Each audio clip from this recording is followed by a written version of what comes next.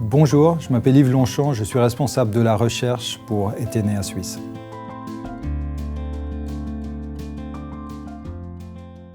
La dernière décision de la Fed est très intéressante à notre avis.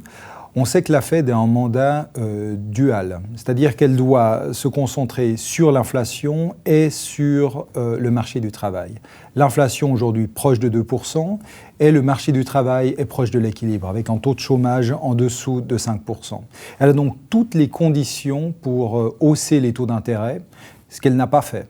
Ça signifie donc qu'elle est intéressée par d'autres éléments, comme par exemple l'évolution des marchés financiers et surtout la Chine, qui pour elle représente un problème important.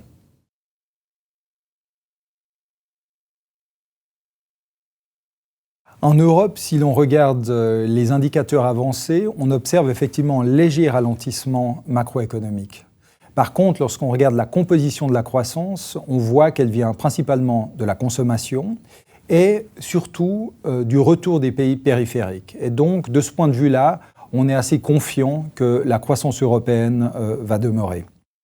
Le problème en Europe est plutôt du côté de l'inflation. L'inflation est très faible. Elle est autour de 0%, voire même négative. Et ça pose évidemment un problème à la Banque centrale européenne qui n'a qu'un objectif, à savoir une inflation proche de 2%.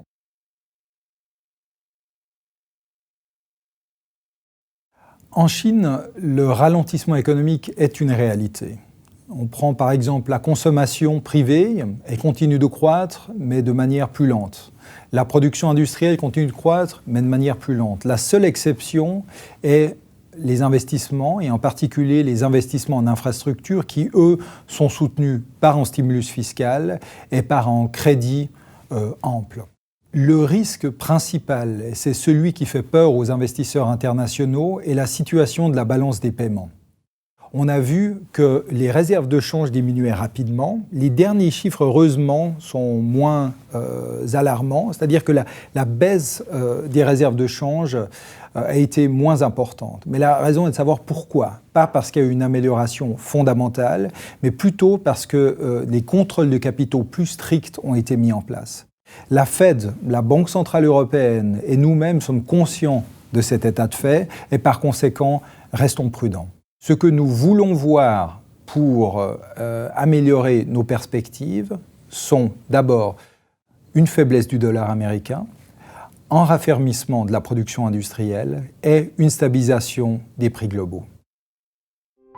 Au revoir et à bientôt.